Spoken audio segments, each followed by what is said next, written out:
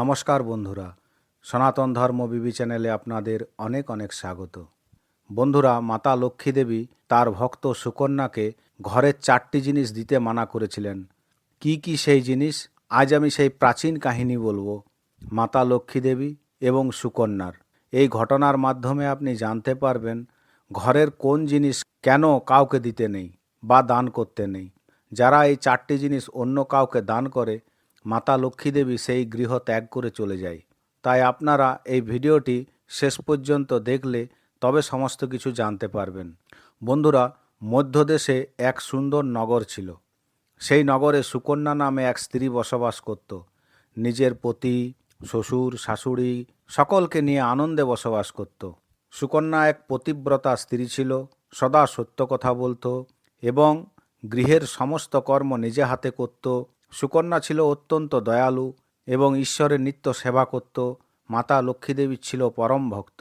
সুকন্যার পতির নাম ছিল সঞ্জয়। তারা জাতিতে ছিল বৈশ্য। এই সুকন্যার পতির একটা সুন্দর ব্যবসা ছিল, দোকান ছিল। সুকন্যা নিজের পতিকে ঈশ্বর জ্ঞানে সেবা করত। সুকন্যার সকলে খুব প্রশংসা করত। প্রতিবেশীরা বলতো, সুকন্যা তো সাক্ষাৎ মাতা লক্ষ্মীর রূপ।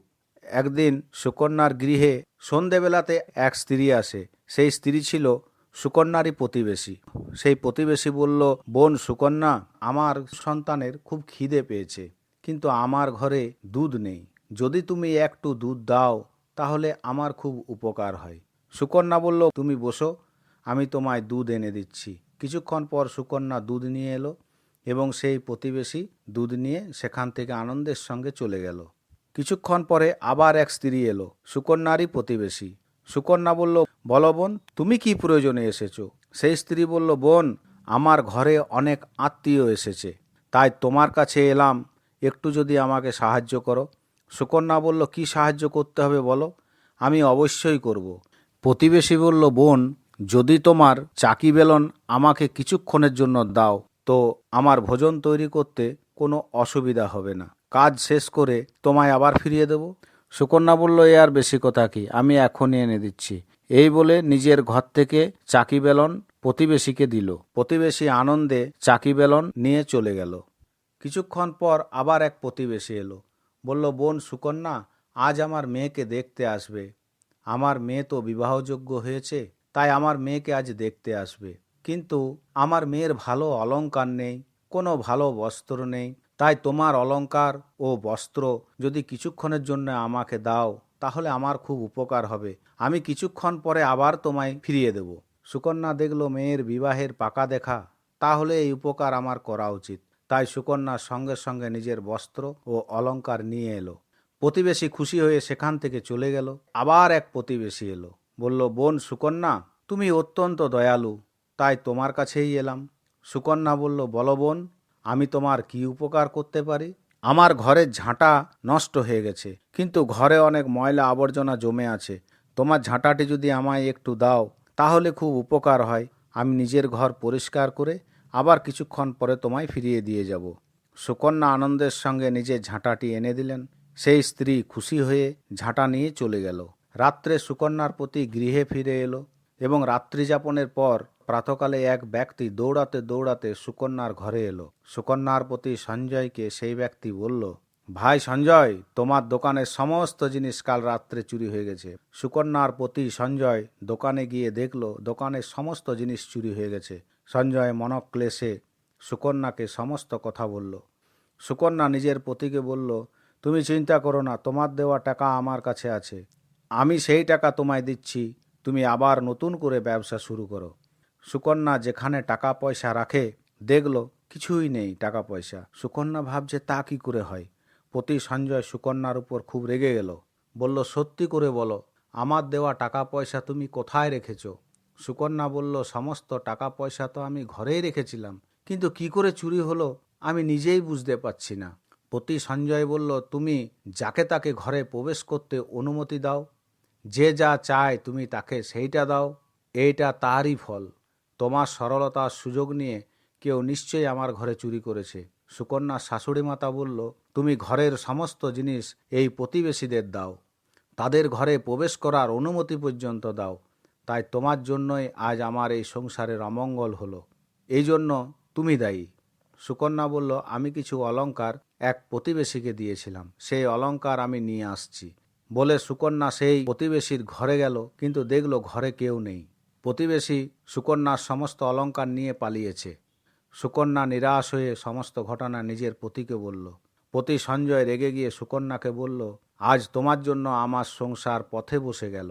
তুমি এই ঘর ছেড়ে চলে যাও, এই সংসারে আর তোমার দরকার নেই। সুকন্যা হাত জোড় করে বলল, আমার প্রতি এত নির্দয় হইও না, আমি কোথায় যাব? পতি সঞ্জয় বলল, তুমি যেখানে যাবে যাও, এই ঘরে তোমার আর স্থান নেই। এই বলে সঞ্জয় সুকন্যাকে ঘর থেকে বের করে দিল। সুকন্যা কাঁদতে কাঁদতে পাশে মাতা লক্ষ্মী দেবীর মন্দিরে গিয়ে উপস্থিত হলো এবং সে মাতা লক্ষ্মী দেবীর দিকে তাকিয়ে বলতে থাকলো, হে মাতা, আমি কোন পাপের কারণে এমন শাস্তি পেলাম? আমি তো তোমার নিত্য সেবা পুজো করি। হে মাতা, তুমি ছাড়া এখন আমার আর কেউ নেই। এখন তুমি বলো আমি কি করব? আমার জন্য সংসারে আজ এত বড় বিপদ, তাই এই জীবন রেখে আর লাভ কি? এই চিন্তা করতে করতে নদীর তীরে গিয়ে উপস্থিত হলো। মাতা লক্ষ্মী দেবীকে স্মরণ করে প্রণাম করে যেই নদীতে ঝাঁপ দিতে যাবে, সেই সময় মাতা লক্ষ্মী দেবী সুকন্যাকে দর্শন দিলেন। বললেন, হে সুকন্যা, আত্মহত্যা করা মহাপাপ। সুকন্যা মাতা লক্ষ্মী দেবীকে দর্শন করা মাত্র আনন্দে আত্মহারা হলেন। মাকে প্রণাম করলেন, মায়ের স্তব করতে থাকলেন। মাতা লক্ষ্মী দেবী বললেন, হে সুকন্যা, আমি সমস্ত কিছু জানি। তোমার ভুলের জন্য এই সমস্ত হয়েছে। তুমি এমন কিছু জিনিস তোমার প্রতিবেশীদের দান করেছ, যার জন্য তোমার ঘর ছেড়ে আমাকে চলে যেতে হয়েছে। এই সব জিনিস কখনো দান করা উচিত নয়। এই সব জিনিস দান করার সাথে সাথে আমি সেই গৃহ ত্যাগ করি। সুকন্যা বলল, হে মাতা, আমি অজ্ঞানী, আপনি দয়া করে আমাকে সেই জ্ঞান প্রদান করুন। মাতা লক্ষ্মী দেবী বললেন, হে সুকন্যা, প্রথমে হলো চাকি বেলন। এই চাকি বেলন কাউকে দান করতে নেই, কারণ এই চাকি বেলন দিয়ে ভগবান বিষ্ণুর ভোগ তৈরি করা হয়, তাই চাকি বেলন কখনো দান করতে নেই। দ্বিতীয় হলো ঝাঁটা। আমি যে ঘরে প্রবেশ করি সেই ঘর প্রথমে ঝাঁটা দিয়ে পরিষ্কার করা হয়। সেই ঝাঁটা তুমি দান করেছ, আমি কি করে তোমার ঘরে প্রবেশ করব? তাই ঝাঁটা কখনো দান করতে নেই। তৃতীয় হলো অলংকার। অলংকার কখনো দান করতে নেই, কারণ স্ত্রীর 16 সিঙ্গারে আমি বাস করি, তাই অলংকার দান করা উচিত নয়। অলংকার দান করার সঙ্গে সঙ্গে আমিও সেই গৃহ ত্যাগ করি। চতুর্থ হলো সন্ধেবেলাতে কোনো সাদা জিনিস দান করতে নেই, কিন্তু সন্ধেবেলাতে তুমি দুধ দান করেছ। সন্ধেবেলাতে সাদা জিনিস দান করলে জীবনে দুর্ভাগ্য আসে। হে সুকন্যা, আমি তোমাকে সমস্ত জ্ঞান প্রদান করলাম। যে মানব এই 4টি জিনিস দান করবে, তার জীবনে শুধু দুঃখ আর কষ্ট আসবে। সুকন্যা বলল, হে মাতা, তুমি আমাকে ক্ষমা করো, আমি জীবনে আর এমন ভুল করব না। মাতা লক্ষ্মী দেবী বললেন, তুমি এবার বাড়ি ফিরে যাও, তোমার সমস্ত ধন সম্পত্তি আমি ফিরিয়ে দিলাম। এদিকে সুকন্যার পতি সুকন্যাকে খুঁজতে খুঁজতে সুকন্যাকে দেখতে পেল, নিজের কৃতকর্মের অনুশোচনা করতে থাকলো। সঞ্জয় বলল, হে দেবী, তুমি সাক্ষাৎ লক্ষ্মীর রূপ, আমি সমস্ত ধন সম্পত্তি ফিরে পেয়েছি, তুমি আমায় ক্ষমা করো। সুকন্যা হাত জোড় করে বলল যে স্ত্রীর কাছে তার প্রতি ঈশ্বর, তাই তোমার ক্ষমা চাওয়া উচিত নয়। সুকন্যা আনন্দের সঙ্গে নিজের গৃহে প্রবেশ করলেন। তো বন্ধুরা, আপনারা শুনলেন কোন 4টি জিনিস কখনো দান করা উচিত নয়। তো যদি আমার এই ভিডিওটি ভালো লেগে থাকে, তাহলে আমার চ্যানেলটিকে অবশ্যই শেয়ার ও সাবস্ক্রাইব করতে ভুলবেন না। জয় রাধে, জয় রাধে।